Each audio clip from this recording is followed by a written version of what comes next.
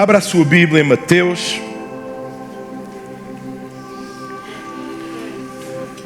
Evangelho de Mateus, Evangelho de Jesus Cristo, conforme o relato de Mateus, não é?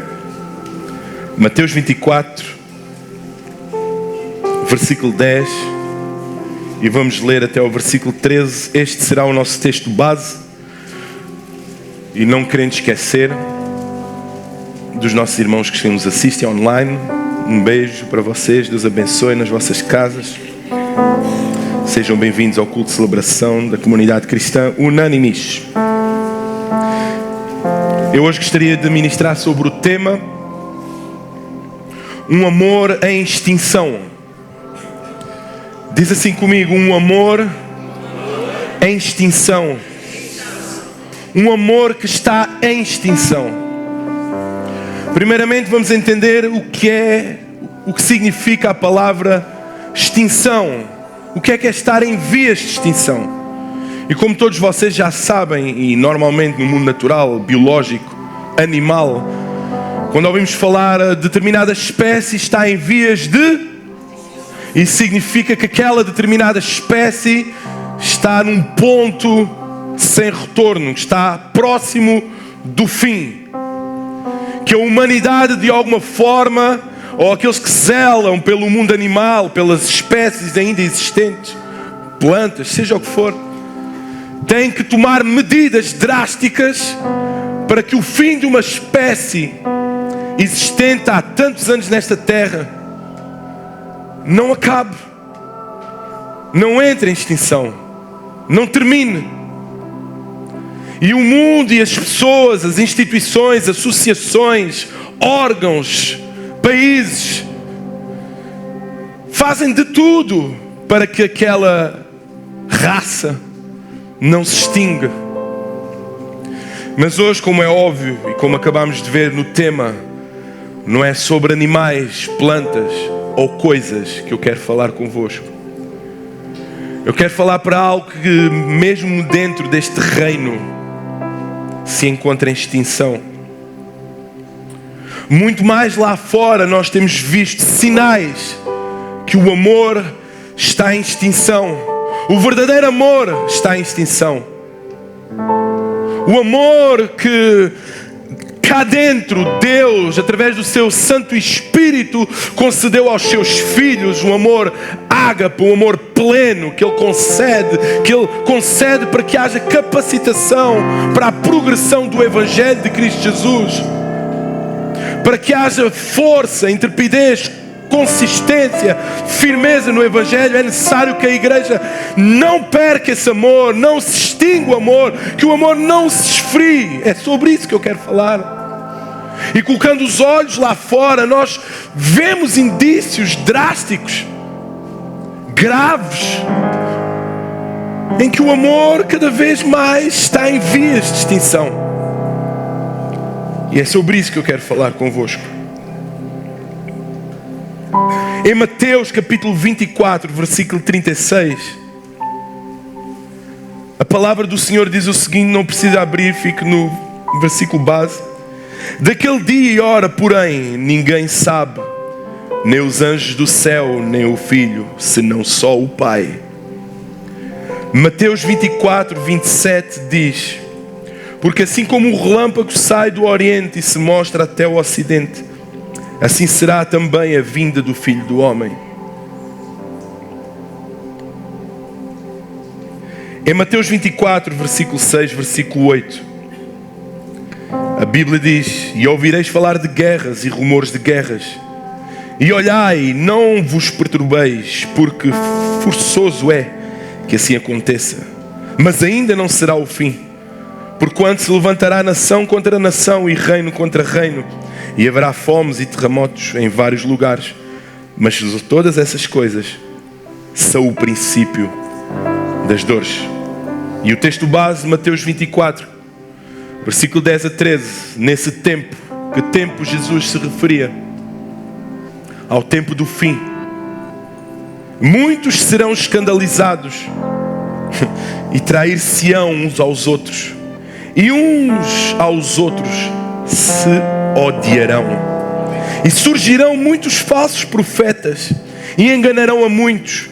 E por se multiplicar a iniquidade, isto é, a consequência de toda essa iniquidade, de todos esses escândalos, de todas essas traições, de tanto ódio existente dentro da igreja, fora da igreja, em suma, por causa da extinção do amor,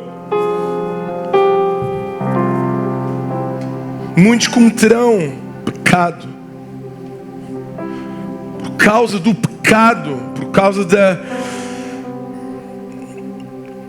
de uma velocidade, de um apetite, de um gosto, de um prazer tão grande pelo pecado, porque muitas vezes você peca e sente tanto prazer que não consegue abdicar de tal coisa, pela inconsequência, pela falta de sensibilidade de nós cristãos e dos que estão lá fora. O amor de muitos se extinguirá pelos hábitos pecaminosos. O amor de muitos se esfriará. Mas aquele que perseverar até ao fim, esse será salvo. Aquele que resistir, aquele que apresentar resistência, aquele que com todas as suas forças diz: eu escolho amar, eu não vou abdicar do amor que Deus me deu, eu vou me negar a mim mesmo, eu vou me humilhar, eu vou me crucificar, pois já crucificado eu estou com Cristo Jesus, em prol do amor, em prol daquilo que dá força, ânimo, aquilo que revela Jesus. Quem revela Jesus não são as minhas habilidades como pregador, ou até mesmo como eu cuido, não, é o amor sincero, o amor verdadeiro. Isso é que manifesta Jesus. A forma como eu perdoo, as alianças que eu estabeleço, a forma como eu assumo compromisso, a forma como eu amo. E o amar em Cristo, o nosso próximo, é mais do que amar quando tudo está bem. E nós sabemos que o amor de Cristo se manifestou de tal forma numa cruz, quando Ele mesmo estava a ser crucificado, e manifestou dizendo: Pai, Pai, perdoa-lhes, pois eles não sabem o que fazem.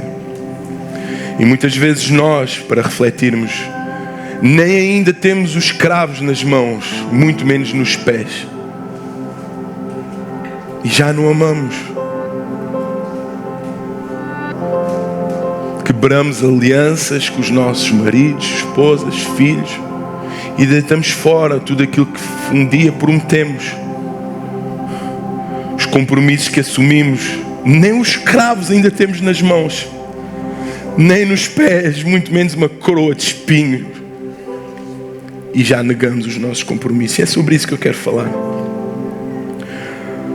Jesus prega esta mensagem aos seus discípulos no Sermão do Monte, no Monte das Oliveiras. E este sermão tem um objetivo de revelar como seria o fim dos tempos, como é que eles iriam ver que seria o fim dos tempos, que fatores, que sinais existiriam. Então daí se chamar um sermão escatológico, profético, e de certa forma um sermão em que nós cristãos tínhamos que estar vigilantes. Jesus apela a que toda a igreja esteja vigilante, porque não sabe o dia, nem a hora, nem o momento, nem a condição em que o noivo virá buscar a sua noiva. Então, acima de tudo, permaneçam em amor, porque no estalar de dedos Ele virá. Então permaneçam em amor. E qual a razão, e por que razão é chamado um sermão profético? Porque ele anuncia aquilo que estaria para vir. Ele dá algumas profecias, ele fala sobre como seria, que acontecimentos, terremotos, o amor de muitos se irá extinguir, doenças, nação contra nação, pais se virão contra os seus filhos, filhos contra os pais.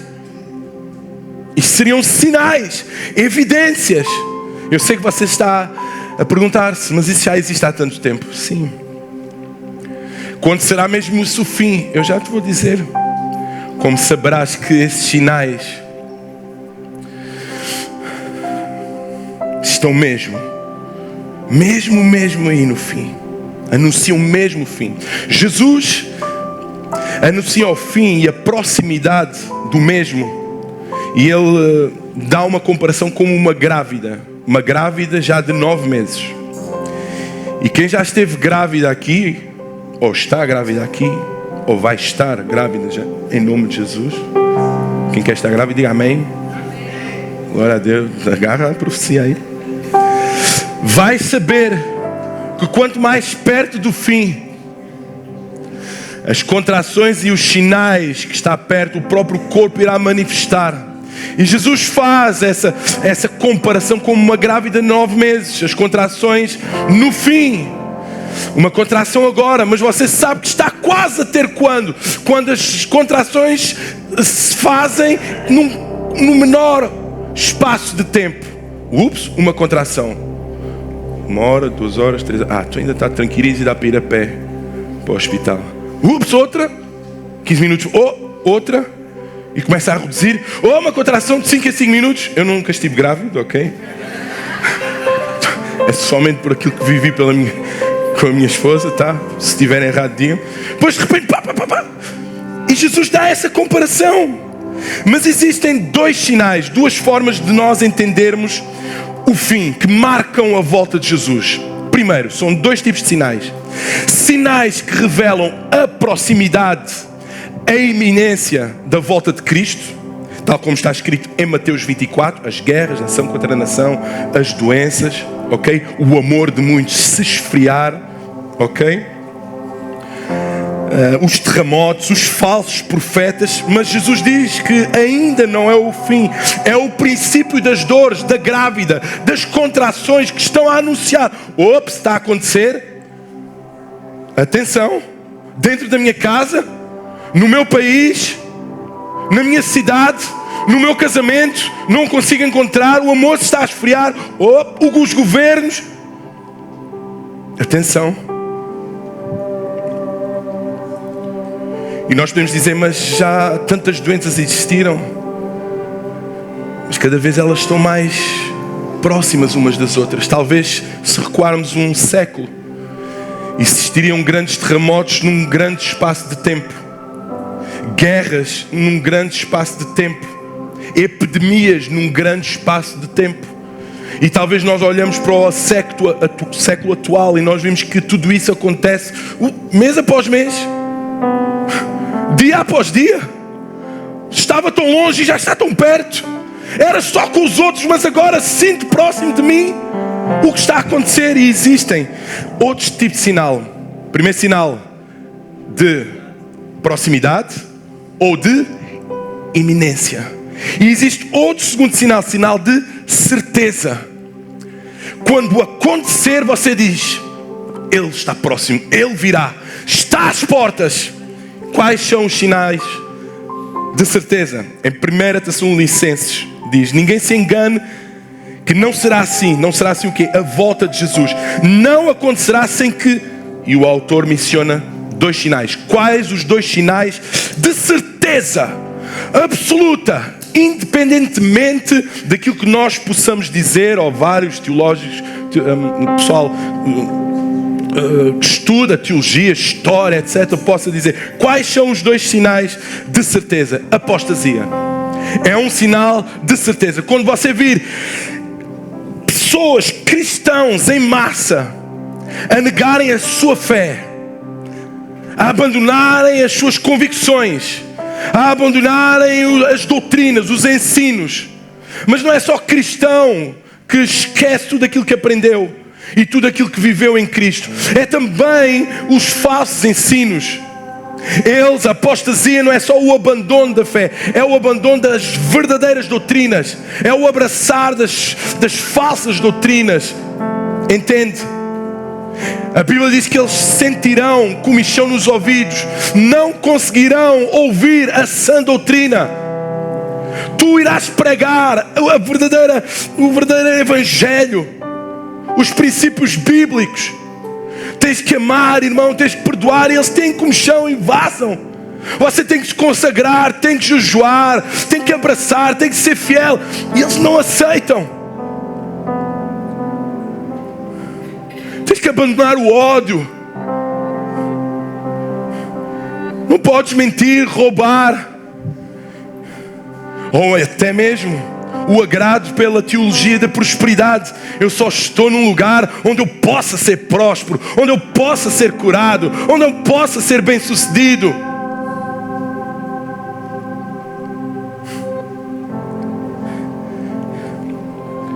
Apostasia, uma igreja sem regras, sem leis, sem doutrinas. E o apóstolo Paulo escreve 2 Timóteo 4:13 e diz o seguinte: porque virá tempo em que não irão suportar a sã doutrina, mas tendo comichão nos ouvidos, amontoarão para si doutores conforme as suas próprias concupiscências. Irão cultuar a um Deus de acordo com aquilo que eles querem, se agradam. Deus ama toda a gente. Eu posso fazer tudo aquilo que quero. Você sabe o que eu estou a falar. Tudo é possível. E desviarão os ouvidos da verdade. Não conseguirão ser exortados. Não conseguirão voltar novamente para o aprisco através do verdadeiro evangelho e ficarão perdidos. Segundo sinal da certeza, da convicção, um sinal de certeza é a manifestação do anticristo. Se Cristo Jesus foi a encarnação de Deus, o anticristo será a encarnação de Satanás. Existirá alguém aqui cujo nome será a besta. A Bíblia refere que é alguém, é aquele que sairá do mar. E quem é essa besta? É aquele que tem poder político e militar. Isto quer dizer o quê? Que existe um sistema. Existe um sistema bélico. Existe um cabeça do sistema. E o exemplo se dá no primeiro século, com o Império Romano. Sistema. Nero, o cabeça do sistema. E qual era o objetivo? Oprimir a igreja. Matar a igreja. Causar flagelo na igreja. Causar marcas na igreja. Fazê-los desistir.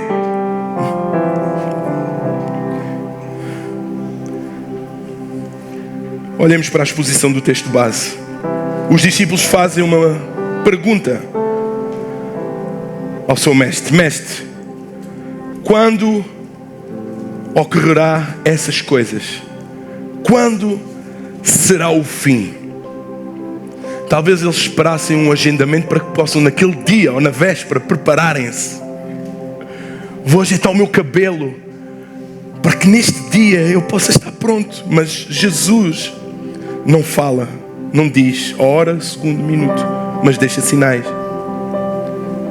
E ele diz que cada vez mais que esses sinais forem intensos, significaria que o fim estava próximo. E eu vou destacar, tal como o tema diz, um sinal, que é a extinção do amor. E é sobre esse sinal. Um sinal em que todos nós nos devemos preocupar. Em que ele saia daqui hoje ativo. É um sinal que vai fazer com que deixa-me pensar, realmente eu estou assim. Tenho que mudar a minha vida. Tenho que me tornar quente, fervoroso. Tenho que me preocupar. Tenho que ficar ansioso se eu fico bem ou não, porque Ele está à porta e se eu não me encontrar em condições eu não subirei. Aliás, mesmo antes de eu subir, o que é que eu irei testemunhar se este amor se esvair em mim, de mim? Verso 12, no texto base, a palavra do Senhor diz: o amor de muitos se esfriará, se extinguirá. Em outras versões diz o seguinte, e que outra versão é mais preocupante ainda, porque diz: o amor de quase todos. Quase todos. O que é quase todos nesta comunidade? É sobrarem somente 5, 10, 3. Quase todos o amor se extinguiu. E somente 3, onde estão esses 3? Amém. Está mais de 3, está mais de 3. Isso significa o quê? Que podes estar a levantar o teu braço e ainda não teres a consciência de como está o calor do teu amor. Porque muitos dizem que é um exercício para podermos pensar um pouco. Porque aquilo que revela o nosso verdadeiro amor não é aquilo que nós falamos, é aquilo que nós fazemos. Não é aquilo que nós falamos, mas é como reagimos. Não é aquilo que nós falamos, mas é como estamos. É a forma como estamos, como nos comprometemos, como reagimos a determinada situação. Eu demonstro que te amo, como vou reagir à tua traição. Tu traz-me, que amor eu tenho por ti.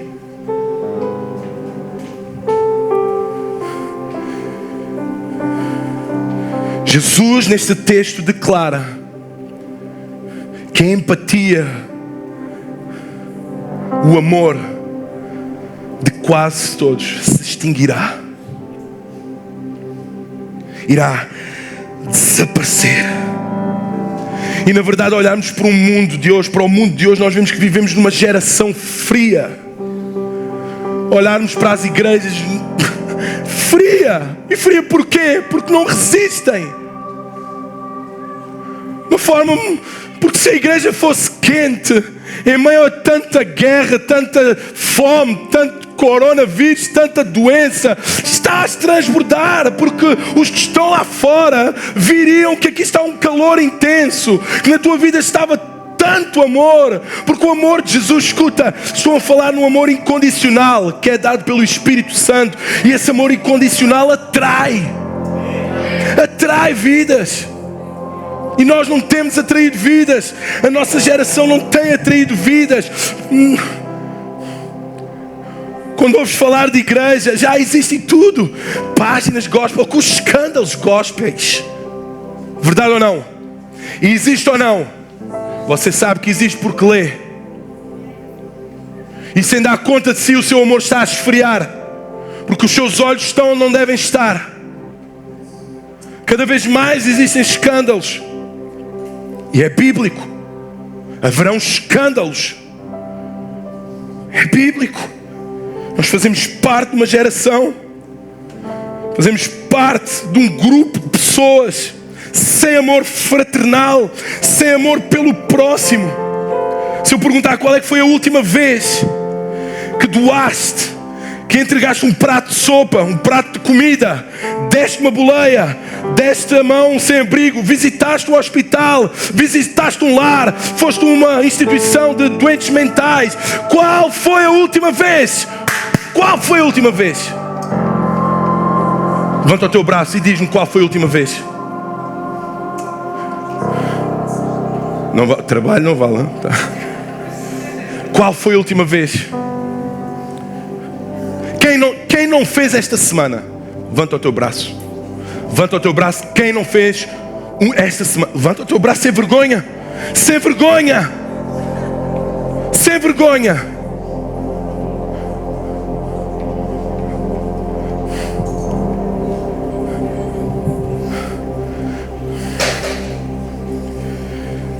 Vivemos numa sociedade inundada pela indiferença, ausente de preocupação, por um desinteresse, escuta, desinteresse abismal pela vida do próximo.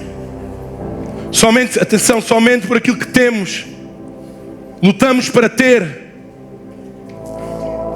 E Jesus disse, esse cenário. E nós encaramos isso na melhor, na boa, verdade ou não? Eu quero fazer isto, eu quero alcançar isto, eu quero ter o melhor desta terra. E às vezes até usamos um versículo bíblico. Deus prometeu que nos daria o melhor desta terra. Então eu tenho que trabalhar 12 horas. Então eu vou trabalhar para ter, para ganhar. E esqueceram-se que na palavra de Deus diz que Deus abençoa a nossa vida, o crente, aquele que ama, enquanto ele dorme.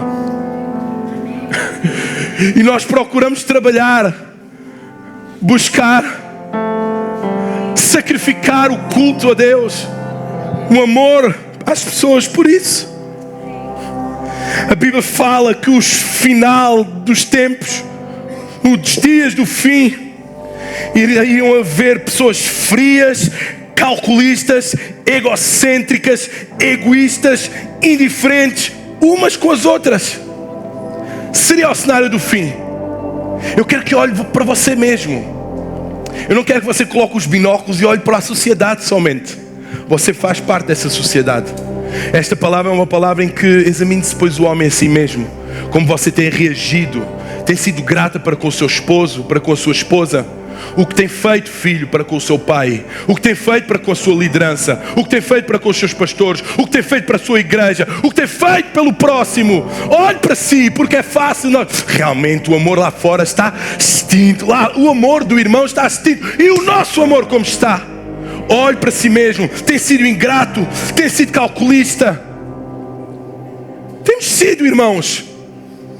Calculamos aquilo que podemos ganhar em determinado relacionamento, em determinado ministério, em determinado trabalho. Esquecemos do propósito para o qual nós fomos chamados. Mais nos esquecemos de um grande mandamento do Senhor. Enquanto andamos nesta terra, enquanto dá sumo, nós bebemos. Mas quando aparece o dia da aflição, nós vazamos.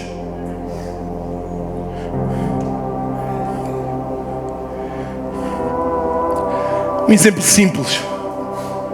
Olhemos, vamos recuar 20 anos atrás. Você lembra-se daquilo pelo qual nós chamávamos o espírito natalício? Ou já cheira a Natal? Lembra-se disso?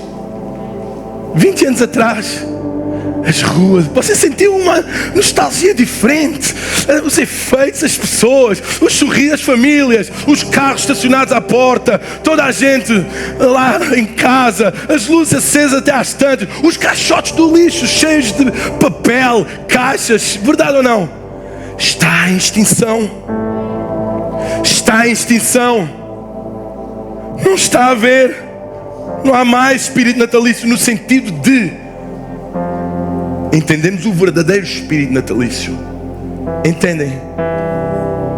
Muitos preferem dormir, esquecer a data, não dar valor, nós cristãos, não viver aquela data verdadeiramente como ela deve ser vivida. Pessoas que não se abraçam, não se visitam, famílias que já não se reúnem, já não se presenteiam, já não manifesta o amor. Onde está o peru, o bacalhau? Ai meu Deus, isso é um presente. É um momento de mesa farta, em que os pais, os filhos, os avós, os tios, os primos estão juntos, meus irmãos. Não posso montar a árvore de Natal. Meu Deus, o amor está tão extinto. Não é o amor que está numa árvore, é aquilo, o efeito, a beleza daquilo que a árvore vai fazer parte. Você não faz parte da árvore. A árvore é que faz parte de si, daquilo que vai viver lá. Entende o que eu quero dizer? Pais que não visitam filhos, filhos que não visitam pais. Extinção manifesta do amor. Acabaram-se frases. Acabaram-se não. Coloquei que acabaram-se, mas talvez se tenha usado frases eu amo-te de uma forma tão supérflua. Eu amo-te. Marido que já não diz eu amo-te, minha esposa. Mas amor mesmo não é um amor só para ganhar. Entendem? É um amor que não te canaliza para a lascívia, somente o amor à carne, somente o desejo sexual, mas é um amor sacrificial. Você está-me dentro, vou lavar a louça, vou passar a ferro, vou fazer essa mudança que tu queres. É um amor sem interesses, um amor pelos filhos. Qual foi a última vez, filho, na tua escola, no intervalo, os 15 minutos apenas que tinhas para jogar a bola, para conversar, para fazer um TikTok, ligaste ao teu pai? Pai, é somente para dizer que eu amo-te, que é especial para mim. Pai, quando ligaste para o teu filho a dizer: filho, independentemente da tua rebeldia, das coisas que tu fazes, me fazem crescer cabelos brancos, eu amo-te, filho, és o meu filho. É o amor que irá mudar o mundo. O amor não são as teologias falsas. Mulher, somos uma só carne. E eles trocam afetos, prendas, presenteiam, se amam na saúde e na doença, na alegria e na tristeza, na riqueza e na pobreza, até que a morte nos separe. Se Deus nos concedeu um casamento, um matrimónio nesta terra, honremos o Senhor por aquilo que Ele nos deu. Já disseste eu amo-te ao teu esposo? hoje.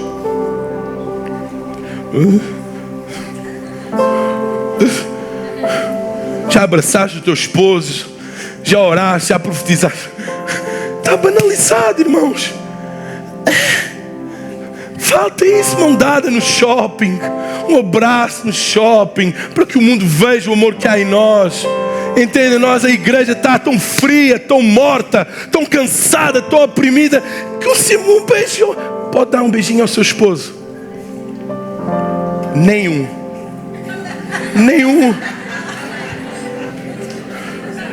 É isso, está mesmo, mano. Estão cansados, está mumificado os afetos. Você vai dizer, mas estou na igreja. Ai, eu tenho vergonha. Vergonha de amar. Vergonha de manifestar um afeto, carinho. Vergonha de dizer que está apaixonado. Ter um sentimento sólido com a sua esposa. Dê a mão à sua esposa. Ai, está suada, meu Deus. Qual foi a última vez que comprou um ramo de rosas? Sabe o que existe nos dias de hoje? No mundo matrimonial existe mais a lascívia. E você não está a dar conta porque o amor está extinto. É no momento do ai Jesus, lá vou eu. É você que vira um Dom Juan. No momento em que você está a entrar em lascívia. Sorri agora, mas chore depois nos seus comportamentos. É você quando quer o fruto proibido é que diz eu amo-te. Isso é lascívia, é pecado. É você olhar para a sua mulher somente por aquilo que ela pode dar. E Deus não disse amai as vossas esposas por aquilo que elas podem dar. Deus disse, Jesus disse, amai as vossas esposas assim como eu amo a igreja. Independente daquilo que elas podem dar, eu amo-te. Eu amo-te. Assim diz o Senhor. Assim diz o Senhor. É lascívia, meus irmãos e mulheres também. Entramos no pecado e não damos conta porque o amor se esfriou. Entramos num hábito matrimonial. As mulheres cada vez mais rebeldes, mais fora dos princípios bíblicos, esqueceram a obediência e o sacerdócio real que foi entregue ao homem. Mulheres que querem vestir as calças lá em casa, querem mandar, esqueceram. Desvalorizaram a grande missão que Jesus Cristo lhes entregou. Auxiliadoras. Alguém que não tem auxílio é alguém que cai, que choca na primeira curva. É alguém que não consegue caminhar uma milha. É alguém que está cansado, desmotivado, desamparado. É esse o papel da esposa. Auxiliadora, mentora do homem, que ajuda a chegar a um bom porto. Esse é o seu papel, mulher. Esse é o vosso papel. E é tão importante. É muito importante. Vemos casais rebeldes, zangam-se, parecem as trincheiras de guerra. Segunda guerra, terceira guerra mundial lá em casa. Porquê? Porque o amor esfriou. Porque entrou em extinção. Já não suportam a liderança do homem. Já não suportam o auxílio da mulher. Cada palavra é uma bala. Cada palavra é uma seta. E é assim que estamos nos dias de hoje. Dentro da igreja.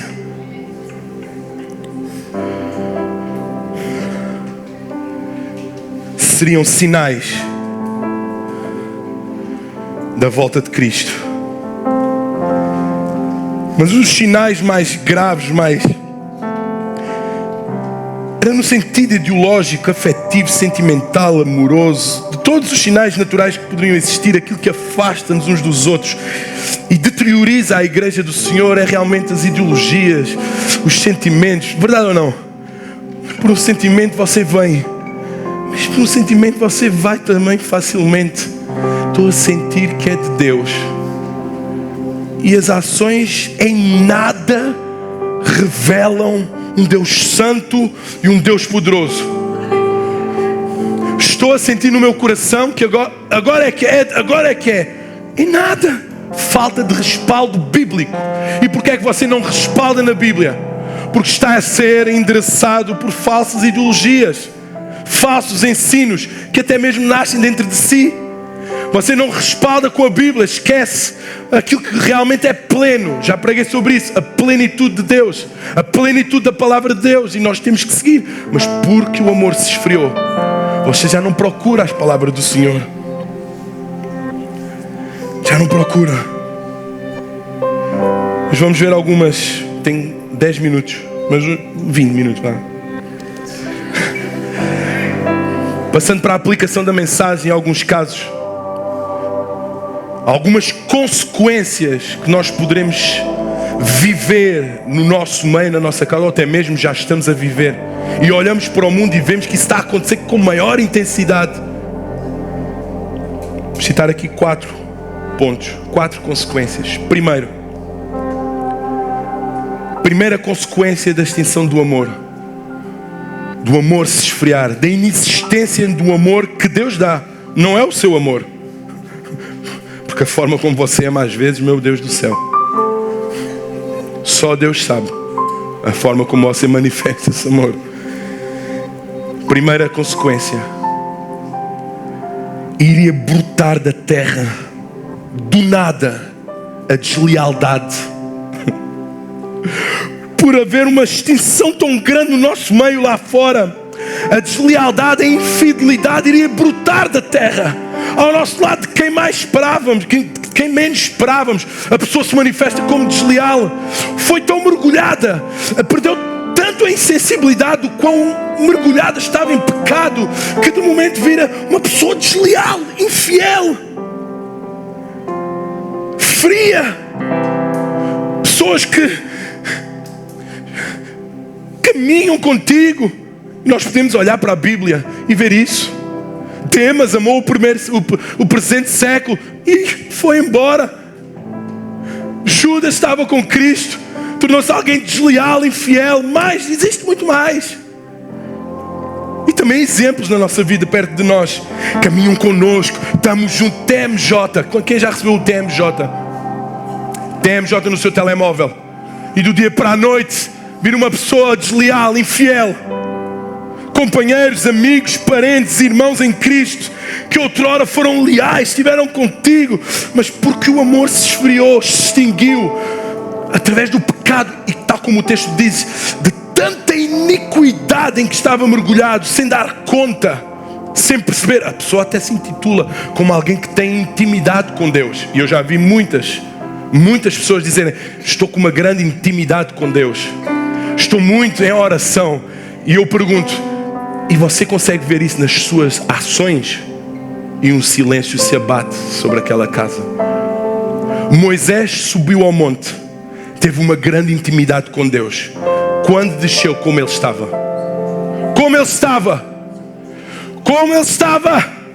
O seu rosto brilhava. Quem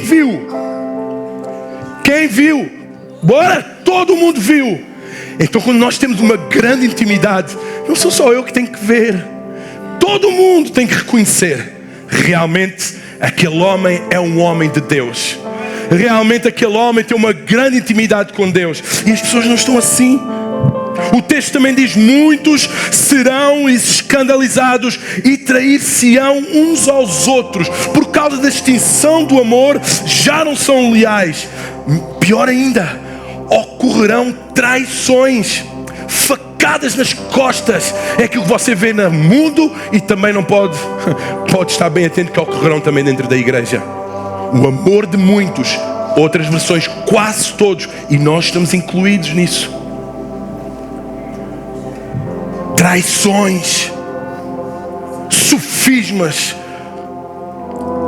para com a tua pessoa, vínculos outrora feitos, alianças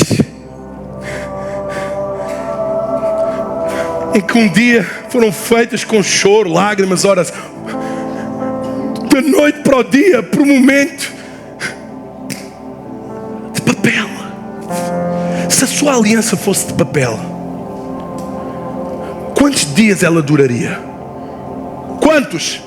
Existe uma razão por ela ter a sua composição: ouro, prata, ferro, pode até enferrujar, mas dura e dura e dura. Mas se ela for de papel, na primeira lavagem de louça, se você não for abençoada com uma máquina de lavar, ela se destrói. E o que vemos hoje, nos dias de hoje, são alianças de papel, que no momento delas serem provadas, eu coloco, lavo. Nunca tirei, quer dizer, para dar o exemplo agora, não é? Nunca tiro esta aliança. nem para jogar futebol, nem para tomar banho, nem para ir à praia, nem para ir às piscinas. É assim que tem que permanecer. Nem quando me chateio, me zango com a minha esposa, nem nada. Nunca sai daqui, porque ela é eterna. Ela é eterna. E nos dias de hoje nós vemos pessoas que nos viram as costas, porque o amor se extinguiu. Nós olhamos para uma sociedade assim, tudo por falta de amor. O caso mais drástico da história. Existia amor maior que o amor de Jesus. Existia amor porque não existia amor maior.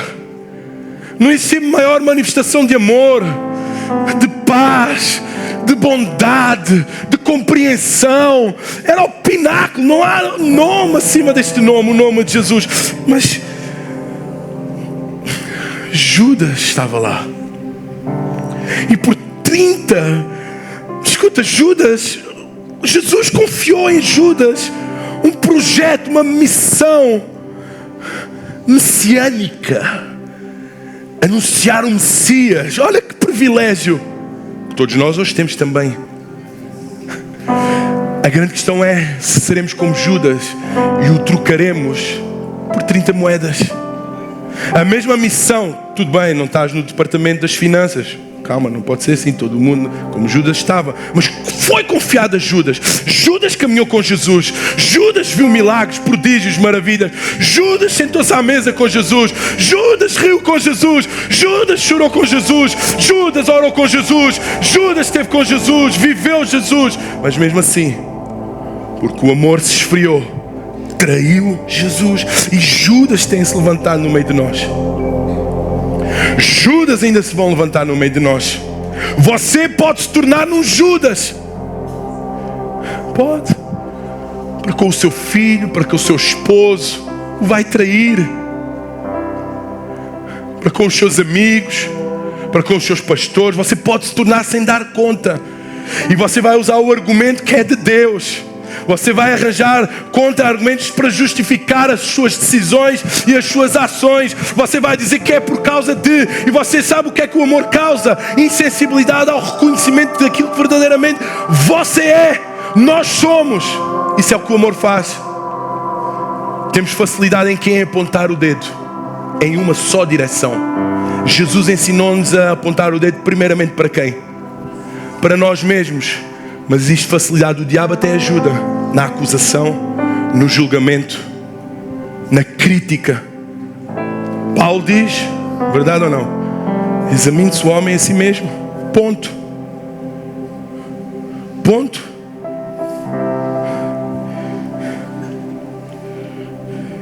Segunda consequência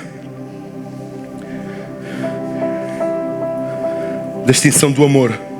E está escrito: e uns aos outros se odiarão. Para além das traições, para além do abandono, aquilo que um dia ardeu de amor suscitará o ódio. Abrirão brecha para que Satanás coloque dentro de si o ódio uns para com os outros. Você vai querer maquinar, você vai substituir o coração de carne que Deus um dia entregou e vai querer, desejar, dizer que eu quero um coração de pedra, dizendo como: eu já não amo aquele irmão, eu já não quero lidar com aquele irmão, eu já não quero nem o ver. Não, naquele ministério ele serve, então eu não quero servir. Você vai estar sentado aí, vai estar a criticar, vai estar a sorrir por aquilo que o irmão está a fazer. Você vai maquinar, você vai pensar formas e jeitos, métodos, sem dar conta a você, porque o amor se extingue. Vai sorrir com os que sofrem. Sorrir. Você vai se alegrar pelo sofrimento do outro. Não vai conseguir. Sabe o que é que você vai sentir pela prosperidade do próximo? A inveja. Você vai ter em seu coração inveja pela prosperidade do próximo. E você vai se perguntar: mas o que é que eu estou a sentir? Mas a inveja já lá está. O seu espírito vai contender contra esse sentimento que rompeu, rasgou o seu coração. Vai existir essa contenda, mas porque o amor entre o espírito e a inveja, mas porque o amor derivado da iniquidade na qual você está mergulhado vai se esfriar, você vai tornar-se uma pessoa invejosa. vai fazer crítica, vai em sua mente como é que ele conseguiu, como é que ele alcançou, como é que ele venceu. Vai olhar para a forma como ele se veste, para a forma como ele fala, para aquilo que ele tem, e esquece completamente das promessas infinitas que Deus tem para a sua vida. Porquê? Porque você está com o amor extinto. Vivemos uma sociedade com amor extinto, ódio uns pelos outros. Como é que isso é possível no meio da igreja? Como é que isso é possível, meus irmãos? Entre nós haver ódio, raiva.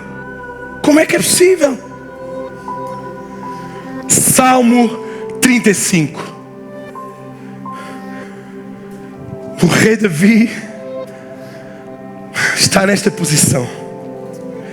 Quando, porém, tropecei, o que é que eles fizeram? Se alegraram e se reuniram-se contra mim.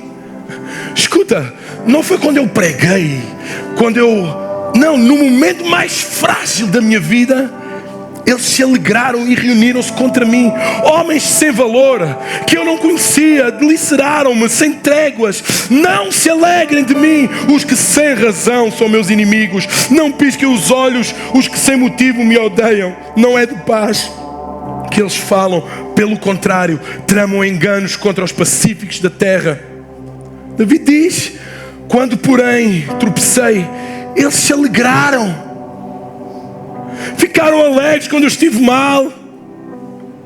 Nós estamos num tempo, é um sinal da proximidade de Jesus. Ele está às portas e nós estamos completamente descuidados, desprevenidos.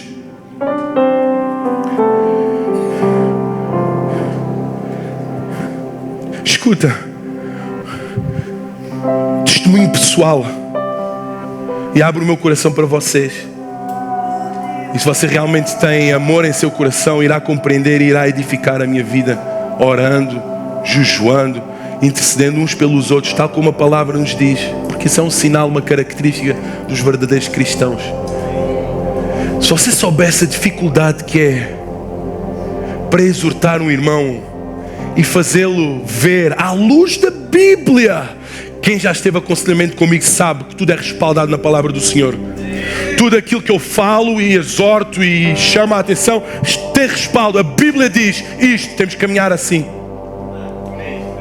Tudo à luz da Bíblia. Como é que a Bíblia diz? Mas mesmo assim, corações frios não conseguem aceitar, não conseguem ver, não conseguem seguir. Onde esses irmãos vão parar? Qual o destino? E testemunho tem sido muito cansativo. Muito cansativo. Destrói qualquer um, quando nem a Bíblia. Já fizemos, só para ver, usamos a Bíblia. Eu estaria a mentir como se eu te dissesse assim: Ali, a tua vida a partir de agora é só vitória. Só vitória, só prosperidade. Prospera em nome de Jesus. A Bíblia não diz que a nossa vida vai ser só vitória. A vitória é um bem colateral àqueles que permanecem fiéis, justos e até ao fim. É um bem colateral que poderá acontecer ou não. Mas as pessoas amam um aconselhamento pastoral quando dizemos: nem podemos tocar nas feridas. Como é que o médico cura uma ferida sem tocar na mesma? Dá para ir ao hospital à distância, tem que colocar na ferida, tem que tocar, mas já não querem ouvir. A igreja já arranjou argumentos para fugir à exortação e ao alinhamento correto. Eu orei, eu jejuei. Calou a voz do pastor. Deus disse-me, verdade ou não? Você já usou essa expressão? Você que está aqui já usou essa expressão. No fundo, você quer calar a voz de quem o quer aconselhar corretamente. No fundo é. Você não quer ouvir: irmão, você está errado, não faça isso, a Bíblia não diz isso. Você quer calar o argumento divino, apostólico, a doutrina. Isso acontece porque estamos frios. Se eu pedisse para levantar aqueles que já me disseram: é de Deus. Levanta o teu, é tomar essa decisão e depois entrar numa... Não precisa levantar. Não precisa, muitos. O exercício que você tem que fazer, primeiro, é aconselhar-se. A Bíblia diz: sentai-vos à mesa dos conselheiros, porque nela alcançarão sabedoria. Sabedoria. E muitos, porque o amor se esfriou, já não querem sabedoria divina, porque vai tocar na vontade, porque o amor esfriou. O aumento da iniquidade faz com que esse amor se esfrie.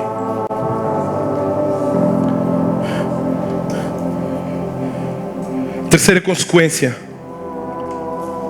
da extinção do amor: ingratidão.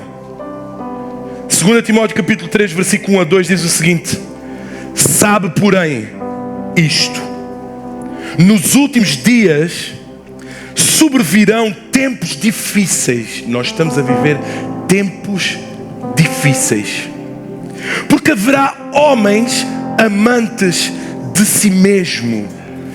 Eles já não têm interesse por ninguém, mas amam-se a si mesmo. Tornam-se egoístas, egocêntricos, ingratos.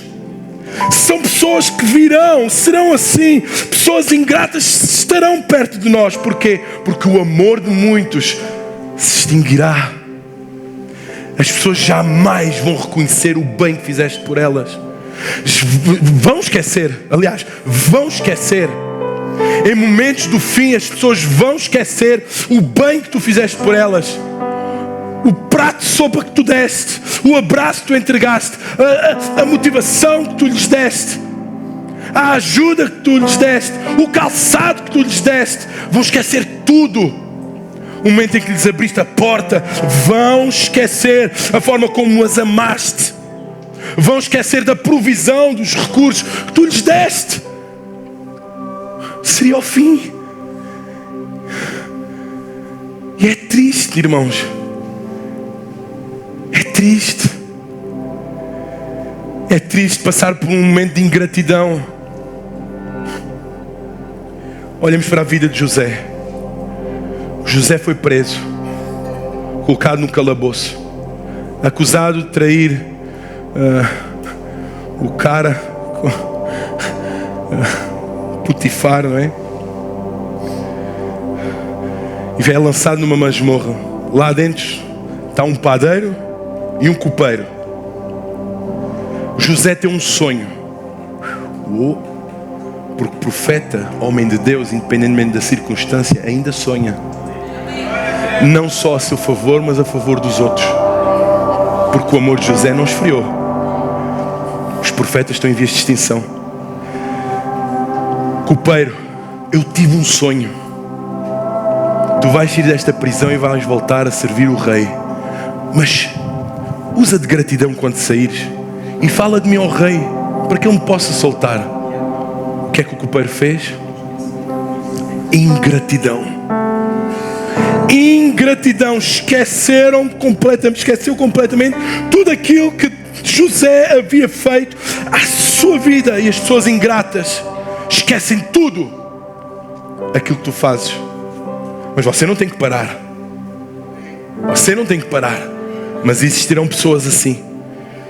Existirão pessoas assim. Pessoas que irão virar amantes de si mesmas, ingratas. Vão esquecer de tudo o que fizeram. O apóstolo Paulo, meu Deus, outro exemplo. Segunda carta a Timóteo, preso, o fio da espada já na sua garganta. Um homem santo, um homem doce, um homem que trabalhou para a causa de Cristo, um homem que plantou igrejas, um homem que fez discípulos, um homem que não comia, não dormia, não se vestia, aliás, não vivia para si mesmo. Está com o fio da navalha ao pescoço. Está só. No meu primeiro julgamento, mesmo com a oportunidade para, que neste tempo no julgamento de Paulo, davam a oportunidade para que houvesse testemunho a favor ou contra, tantos de uma igreja cheia, ninguém foi a seu favor. Ninguém compareceu na minha defesa. Os Então o apóstolo Paulo, derivado disso, ele está num calabouço, mas está amargurado, está triste. Pois ele pergunta: o que é que eu fiz àquela igreja? O que é que eu fiz à igreja de Éfeso? O que é que eu fiz aos Coríntios? O que é que eu fiz? Somente Lucas está aqui. Timóteo, traz uma capa, vem rápido, vem ter comigo. Olha o nível de ingratidão. Os discípulos, aqueles que diziam: estamos juntos, que enviavam mensagens para o... fizeram stories no aniversário. Onde estão eles? Onde estão eles na minha defesa? Onde estão eles no propósito, no chamado? Onde estão eles no bem e no mal? Onde estão eles? Ninguém compareceu em minha defesa. Sabem onde é que eles aparecem? Em meio à acusação. A frieza espiritual gera em ti um espírito acusatório. Um espírito acusatório, irmãos. Nós somos cristãos. Nós somos filhos de Deus. Somos testemunhas. Nós somos uma agência de viagens para o céu. Percebeu? Nós não fomos chamados para odiar ninguém, para sermos desleais. Nós fomos chamados para compadecer em sua presença. Escuta, e se tens um amigo assim, contam-se, uma mão sobra. Os dedos das tuas mãos sobram para os verdadeiros amigos. Uns já foram testados e viste que não servem. Não. Outros estão num processo. E outros, um ou dois, se calhar ainda podes contar verdadeiramente. Eu sei com quantos posso contar. Eu sei, você sabe. E oro por eles. Oro por esses dois amigos. Um amigo que é capaz em todo momento de estar consigo, que prometeu ser leal até ao fim. Oro pela vida dele, porque é esses amigos. São esses amigos que são preciosos, que vão lhe dar vida, ânimo para continuar. Oro por eles, pois eles estão em extinção. Quarta e última para terminar. E esta é quase irmão, é da mesma família do que vimos anteriormente. 2 Timóteo capítulo 3-2. Consequência da extinção do amor: o egoísmo. O apóstolo Paulo diz que no fim dos tempos haverão homens egoístas, ingratos, que terão uma exigência pelos seus, um amor exagerado, que nos torna o próximo completamente invisível. Completamente. Egoístas, egocêntricos, só olhamos para nós. E sabem, você tem que decidir aqui hoje, nós temos que decidir aqui hoje, a que grupo de pessoas nós queremos pertencer. Ou à igreja de Cristo ou ao mundo. Porque existe uma incompatibilidade tão grande com o Evangelho quando se trata de egoísmo, egocentrismo. Você tem que decidir se quer agir como os apóstolos, como Jesus Cristo. Mais bem-aventurada coisa é dar do que receber. Se for necessário correr 1 milha, corre 2 com Ele. O próprio Jesus se esvaziou de tudo aquilo que Ele era, somente para estar connosco. Se esvaziou a si mesmo, se deu a si mesmo. Você tem que saber aquilo que quer. Se quer ser uma igreja fervorosa, quente, se quer ser uma igreja bem-aventurada, que haja em vós o mesmo sentimento que houve em Cristo Jesus. Se pedirem para caminhar 1 milha, caminho 2. Bendizei-os que maldizem. Orai pelos que perseguem e maltratam. Fazei pelo próximo aquilo que gostariam que fizessem por vocês. Ninguém tem tão pouco que não possa doar, nem ninguém tem muito que não possa necessitar. Que sejamos uma igreja fervorosa, meus irmãos, em amor. Que seja a marca da igreja. Para terminar,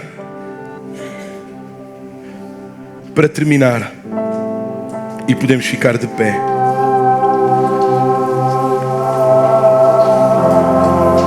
Para terminar,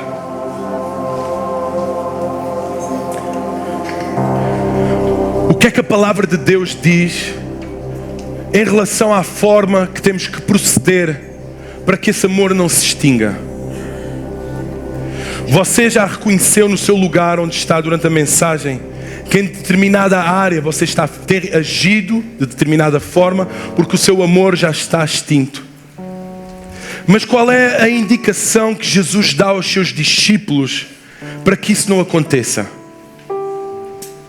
Está mais que visto no mundo de hoje. Muitos cristãos procuram no misticismo, nas campanhas, nisto e naquilo, que algo aconteça. Muitos esperam que a igreja organize uma vigília. Muitos querem que a igreja faça uma campanha de 7 dias. Muitos querem fazer que a igreja faça isto, o irmão faça aquilo. There's no prison wall you can't break through.